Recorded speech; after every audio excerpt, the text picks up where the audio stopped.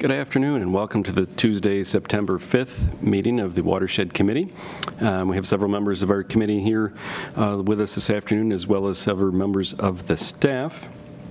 First order of business is the approval of our minutes from April 11th. We didn't have a March meeting, so we're going back a little bit of ways for that, and then we had our tour in June, so I don't know if everybody had a chance to take a look at those. Linda sent those out. Anybody have any comments, concerns? I do not, Mark. No concerns? Okay. We'll consider those passed. So jumping right into our committee discussions. So as I said, June 3rd, we do an annual tour with the committee, take one of our rec vans and drive around town looking at different areas.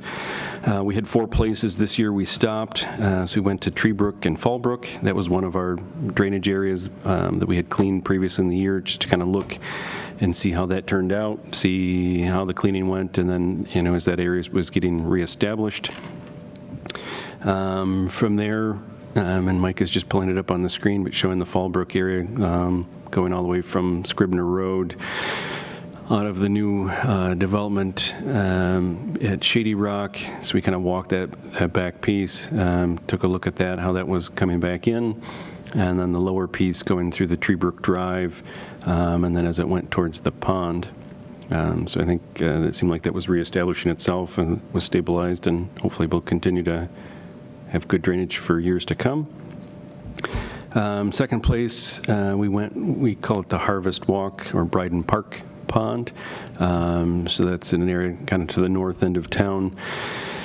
And this one was a little bit interesting. We've gotten concerns from people on both ends of the spectrum. So people that don't think we're doing enough to treat the pond, the existing condition of it, and other people that have concerns that we are treating the pond and the chemicals that are being used in the area, and concerns, for its impact. This pond is of such size we don't have to send out notifications from the DEC. We do make our applications. They are aware of it. There's 2 bigger ponds, so Silverwoods, which is just to the south. That one is of such size, the chemical treatment on that, we do notify everybody downstream. Same with the Glenbrook Pond. But the Harvest Walk Bryden Park Pond, while we do treat it, we do get permits properly from the DEC for it. We don't have to send notifications. But that's one item just noted in our pond treatment. I'm kind of blending sections together, but that's one area that we're going to change our practice and send it and copy everybody that touches that pond. So even though we're not required by DEC to do that, in the future we'll send a notification to all the neighbors that directly abut touch the pond or touch the open channel from there. So it's not a DEC requirement, but the town board decided that was just kind of the right thing to do. So, the few additional postcards or letter mailings we'll do for those, thought it was well worth it just to let the neighbors know what's going on there. That's the one where people were having trouble with the water coming into the backyard at one point. We've been looking at this for quite a while, correct? Yeah, we've looked at this one. Yeah, I'd say it's got a fair amount of cattails in it. This is the first year we treated some for cattails.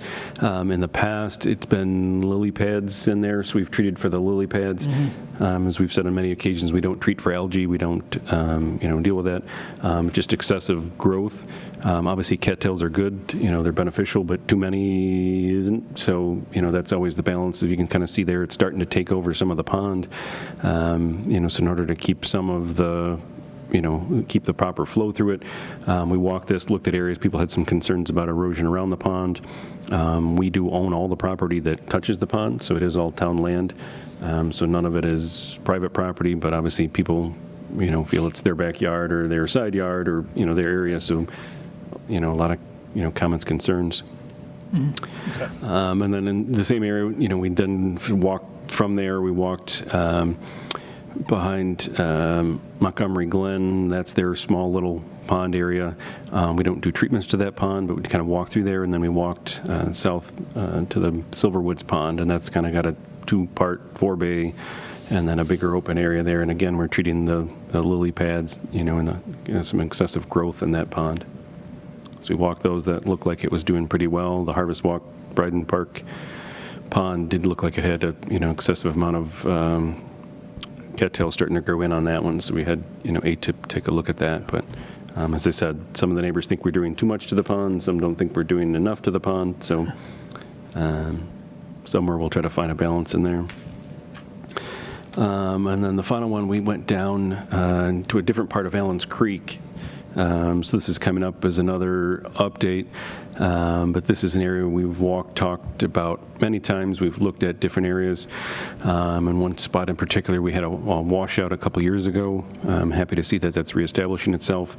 But this time we had walked with the neighbors and had a neighborhood walk. So with them, we went kind of a little further downstream and saw an area where we're starting to erode out.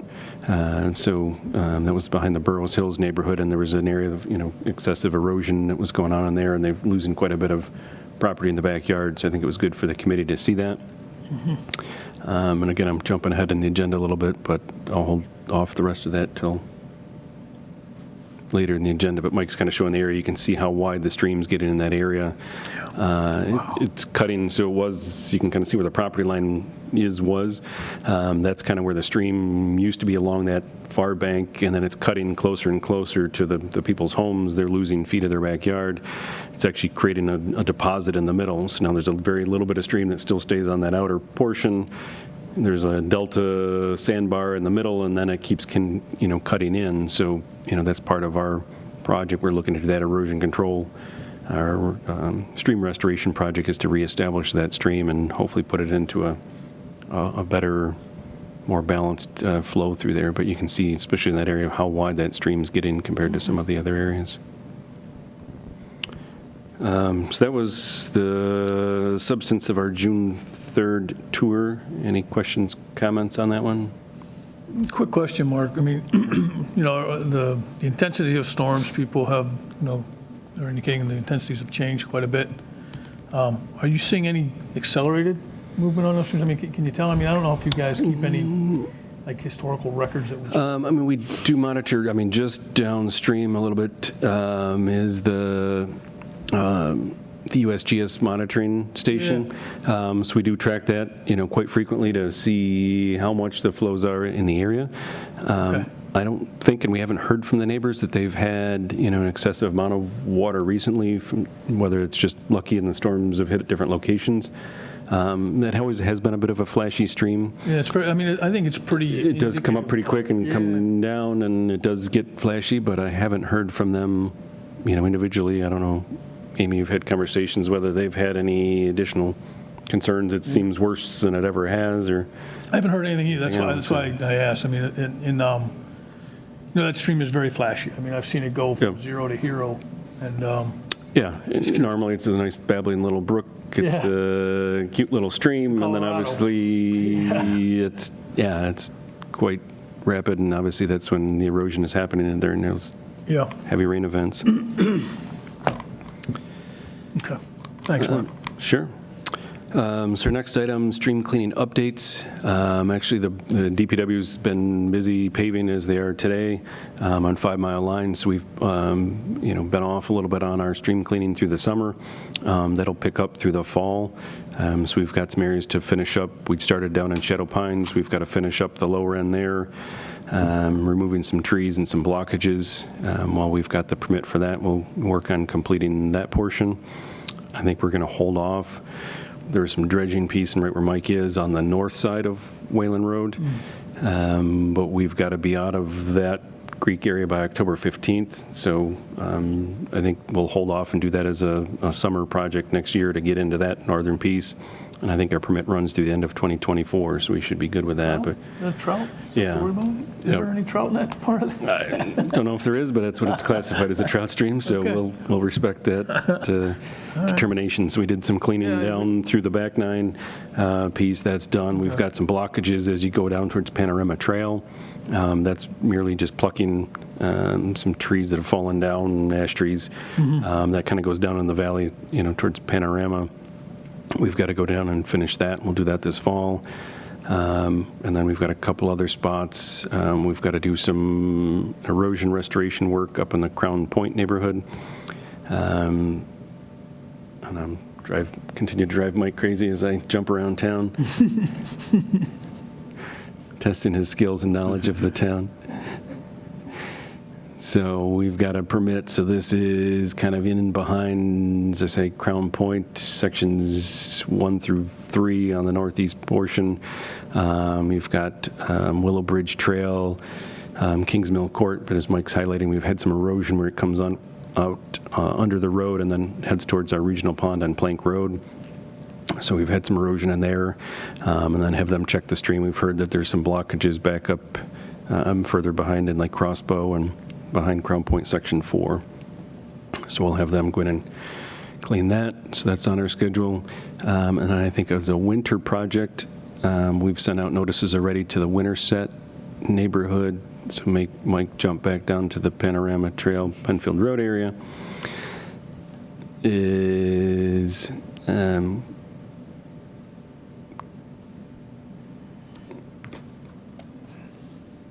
in and back of, so kind of starting at Penfield Road, you've got the animal hospital, then it goes into Winterset, and then it kind of quickly goes uphill and goes behind Penfield Place, elder care facility, and then kind of heading up towards Liberty Street. So we got a permit all the way through there. Not all of that needs to be dredged out, but there was areas of trees down and stuff through there. So as we kind of continue our march around town, trying to keep on a regular process, we've sent out notices to that neighborhood. It's looking like that may be a winter project for the DPW to get in there and, leaf off, have a little better access and view of what and where everything is in that area. So that's kind of our next 3 projects we kind of have scoped out, but I say as DPW finishes up paving, oil and stone, other items, then this fall they'll get back into doing the stream cleanings as they've continued. It's that stream surprisingly carries a lot of water. It does. Yeah, I mean, I've seen where it's overwhelmed what's down there on. It comes down, and part of that is doing some erosion abatement down by the animal hospital. Yeah. It carries a lot of woody debris down there, blocks up that pipe, and then it burps out onto Penfield Road, and then we've seen it flood all the way down to the corner. Is that what it usually is? It's a blockage instead of Usually it's capacity issue? I'm sure it's some of both, but I think as soon as you start to get any debris, but it washes down through there, they're pulling logs and branches and stuff out of there, and then it kind of burps out, runs down Penfield Road, and then you see the water sitting at the corner of Panorama Trail and Penfield Road by Bill Gray's. We've also seen it come up out of the catch basins in there as well, so it's some is a capacity issue just as it comes off the steep hills, hits the flat area down below, and it's kind of burps up out of some of the catch basins during heavy rain events. Is that county there? Is that a county road, Penfield Road there? Or is that portion is ours. So that little piece from Panorama East up is town. From Panorama West is county. And then Panorama changes hands a couple of different times between county and it's actually state. South of 441 is now the state. Oh, I didn't know that. Okay. I knew it. Yeah, okay. Switches Thanks, back and Mark. forth. Yeah. Any questions about, and I say we've got a couple other permits that are out there. We've got some East Penfield ones. We've got others that, we've chatted about in the spring that are starting to come in now. So we'll, continue to kind of whittle away at those. But as always, we try to stay ahead of the DPW as it takes us a year or 2 years to get the permits and dealing with the DEC, they're much more discriminative in what we get a permit for. Before they would give us a permit from A to Z, you can clean the stream as needed. Now you can go in and do small pieces, just the pieces you've identified in that area. So as far as cleaning, dredging of all of it, I think those days are over. Now it's, go in and remove the tree you identified, remove the blockage. If there's a small area you need to dredge, you can dredge that area, but it's very descriptive on exactly what and where and how much you can take out. The only thing, does that reduce the amount of permitting you have to do? Is it a matter of just identifying and go do? Or, before you had BME or whoever doing all those permits, trying to get those, do you still need to do that? Yes. Oh, Jesus. Now we're into actually getting permitting. Made it more tighter. I would have thought they would have said, look, would you identify, you're going to go cut a tree out, we're good.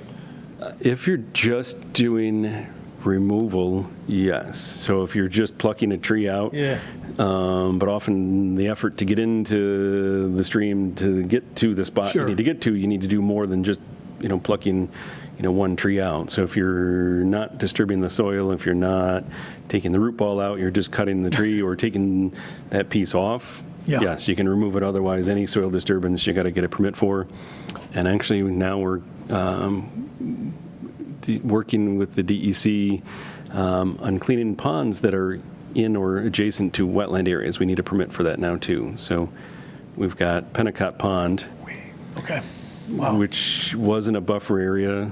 We went in and we're doing some tree removal on suckers that had grown on the banks of the pond, had taken those out. So this is 1980s subdivision. You see the pond is, has gotten quite overgrown in the backyards. You can't even really see it there, but it's just all Phragmites. Was going in and kind of taking those trees off the inside edge. You can kind of see them behind the pine trees. Mike's highlighting them, and then they informed us that we need a permit for that, even though we're maintaining our pond on town land. So now we've subsequently done a wetland delineation. So it's being treated as a wetland now? Yes.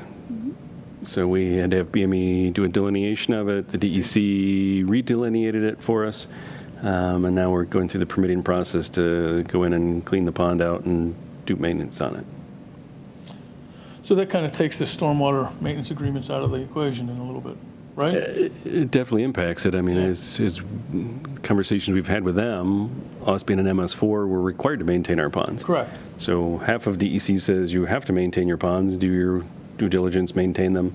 The other half of DEC is saying you got to get a permit for anything you do with it anytime it's near or adjacent to a wetland. Do So you know if this is a statewide interpretation or just our region? I don't know. Yeah, because the regions do differ. Yeah, they have different interpretations. I know that's adding a lot of cost and time for us to do our ridiculous. regular maintenance. And I mean, I'm right now, you talk about this, I'm like, well, then let's just not maintain them.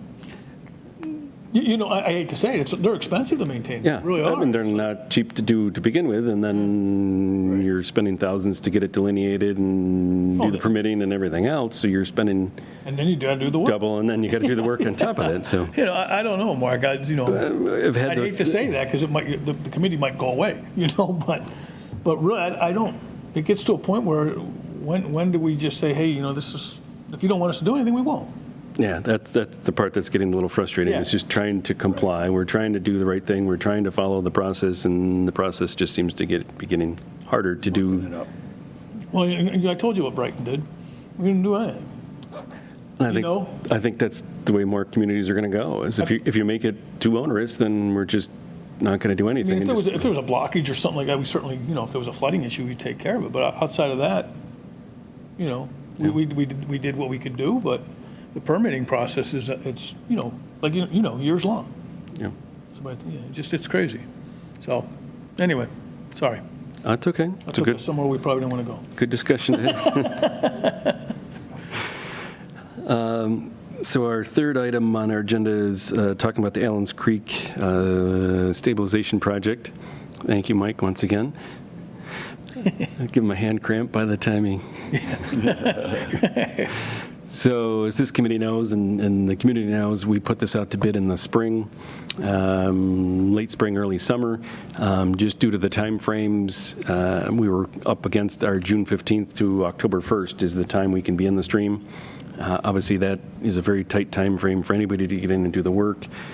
By the time we got the permit and we were into getting it out to bid, we were kind of late in the season. We knew we were kind of up against it. We said we'd give it a shot.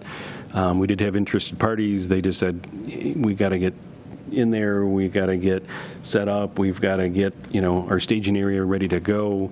So June 15th, we can start in the stream. We can't start thinking about June 15th and then take a month to get staged and then start July 15th. We just don't have enough time. So with that, we didn't get any bidders. We met with them, got some good feedback. We're working with Barton LaJudas on this one. They made some, tweaks to our design plans, but we're looking to put that out to bid this fall. So just went back to the town board in September. The board was supportive of going back out to bid. I believe we're putting bids out on October 27th. 28th is our bid date for that. So if anybody's, looking for that, we've informed the neighbors. They were all very supportive and said, our apologies. It's not going to happen this summer, but next summer. So we're hopeful, given more time, given, more advance notice, hopefully we'll have several bidders. We can award it before the end of the year. They can start in the springtime, get their staging, get their materials in, get whatever they need to do. And then, by the time June 15th comes, they hit the ground running, they're in the stream and, in and doing the work. So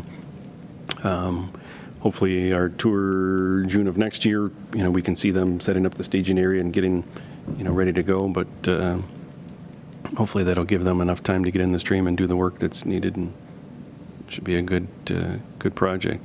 That's a really cool project. It really is a cool project. I'm thinking it'll turn out very well, and I think it, especially using the natural methods and all of the stuff. We met with the neighbors, had a, good walk through with them. Mike and Amy been working closely with all the neighbors to, keep them, engaged. Everybody understands, the need. Some are affected by it more than others. Some didn't really see a lot of erosion on their property. Others have lost feet, dozens of feet of backyard. Others have hit hill slides, trees fall down. But I think the neighborhood overall, is supportive of us, the project, and, seeing something done there. So hopefully that I honestly was very surprised how supportive everybody was. When we walked down there, everybody, you had a whole crew walking down there. Everybody was like, yeah, let's go, let's go. Yeah, try to be, very open and communicative with them. We've gotten all their emails, phone numbers. We'll try to keep them in the loop and let them know we're going back out to bid. Let them know when we have a successful, hopefully contractor and award, and then, keep them in the loop as we go into next year. There's no specialty contractors that do that work, right? I mean, you're just basically... There are. Are there? We had one in Finger Lakes. We did the Finger Lakes Museum. We did there. Yeah. There's one gentleman who was in Utah this summer that he travels for. Good. He's from New York, and he just said, sorry, I didn't bid on it. I'm in Utah this summer, but keep me informed. Cool, So and that's really what you need, right? that's kind of what we're hoping. He's a specialty guy. He's kind of a small operation, but he knows that he's done many of them. Trees as part of the Yeah. embankment stuff. Yep, so we've got tree plantings go back in. We've Rock got, veins, things like that. Yeah, there's, really nice. mud sills, there's, root wads. So that's some of the stuff. We've got rock, and we've made that aware to them. We've been stockpiling that for several years. As we do any project, we find rock here in Penfield.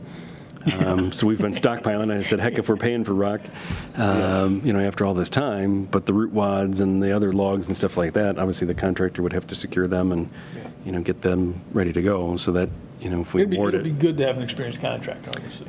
it would. It really will. I mean, just even if you only have one guy who's sort of running it. And just managing the flows and understanding The you creek. kind of got to, work with the creek. It's not, huge. you're not going to dictate the water where it goes. No. So you do half of it and you block it off and divert the flow and work on one half, get it done, move that stuff out of the way, let the stream come back in, work on the other side. So you need somebody that really understands the water's going to come up and down as it does. You got storms coming, you're going to have to watch the weather and Yep, they got to know. It's nice if they've done it before. got to know what you're doing. So we're Someone hopeful who's just that going to rip and tear is not going to. hopeful they're back and, we get them It's a tough to bid on bidding this market. one. It's a tough bidding environment. So Yeah. Any other questions on Allen's Creek?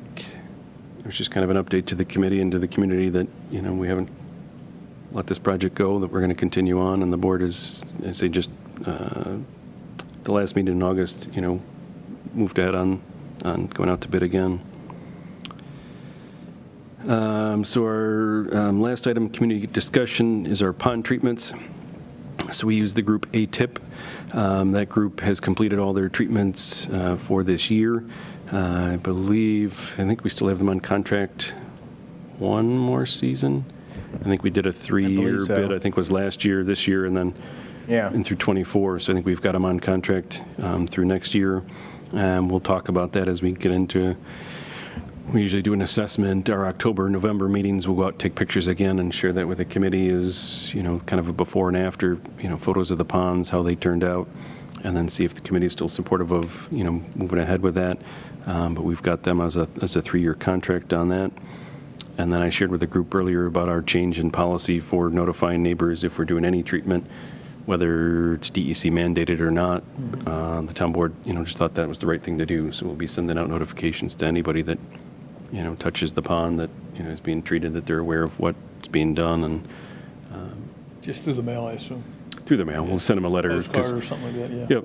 We don't know the exact day that, the ATIP is coming out. They plan it on when they're in the area. They've got to plan on when the rain's coming. It's not coming. You want to hold it in the pond for 24 hours. So they're trying to time the weather as well. So it's hard to say they're coming on Monday this Right. day, but typically we send it out a few weeks ahead and say they're coming out. Here's what they're doing. Here's the chemical they're using. It is DEC approved. It is, Right. non-toxic Okay. impact, so it gives all the details of what it is and exactly, what it's there for, so.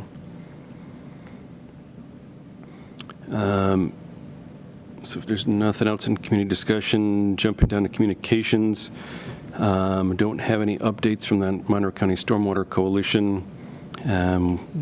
Usually we take off the summer, so there's no updates from them. They haven't done anything on the draft design regs or anything. They have not. Every time we kind of hear it's coming out and it's imminent and due any time, and then time kind of goes on and we don't see or hear or see a new draft come out. So we kind of just Frustrating. hold our breath and wait for the next one. And 5 years, maybe? yeah, it's been at least. Yeah. And then the next one's New York State EPA. So this is one item, and I know it's been in the news, is about the Supreme Court ruling on the EPA and isolated wetlands. I'm not going to get into the minutia of it, but most of our stuff falls under the DEC, so it still is regulated by the New York State, so that doesn't impact or isn't affected by the Supreme Court ruling. And then, we have our own wetland EPODs in Penfield as well, so we'll continue on, as we have done, following our EPOD regulations, and then obviously we've got DEC and Army Corps. So there's a select amount of isolated wetlands that may no longer be necessitate getting permits for, but overall, most of our wetlands and stuff we deal with is DEC, so. Did DEC lower their threshold too? Is it 8.4 acres now? I No, it was don't think 12.4. they've passed that yet. They've talked Okay. about changing that. They've talked about making their mapping, I won't say go away, but basically saying you've got to delineate kind of no matter what. Right now, they're at 12 acres Yeah. and above, and they follow their mapping. If it's not shown on their mapping, then you kind of Well, feel like you're good. They've talked about not relying on the mapping so much and just saying it's just on a case-by-case basis, so. it's just, if you go to their website now, you're looking at wetlands, they have this 500-foot buffer around it that are areas a where you have to check look for wetlands. zones and- Yeah, check zone. Yeah. It's basically, it's huge, makes these things enormous, Yeah, so between the check zones, Yeah. you got to get it delineated, it's going to be interesting going forward, Yeah, it is going to be interesting. how to deal with all that, so. Probably this EPA thing's going to make them change their rules a little bit more too, I would suspect. Yep. Anything else on that discussion? You don't envision the EPA ruling's going to affect much of anything here in the town of Penfield? I don't think so.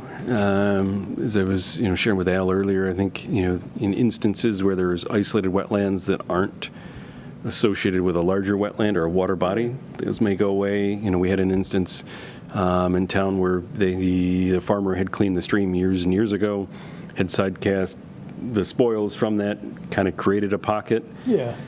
They, at the time, had determined those to be wetlands, so those fell under the federal regulations. They were considered hydrostatically connected, even though they weren't physically connected. Those ones, I see something like that would go away potentially. Okay. That's sort of a man-made wetland anyway, yeah. Okay. That was the determination at the time. It wasn't wetland, it was just, Yeah. No, I've seen it where, the spoils had isolated that area, and then it just had grown some cattails or something, and then, water ponds there, right? Yep. Eventually water ponds or you get cattails. Okay. Yeah, I don't see it being that, most, the wetlands that are connected are generally really, really important wetlands. yeah. Oh, yeah, and that's what I say, we're not looking to change our EPODs, Right. in the town.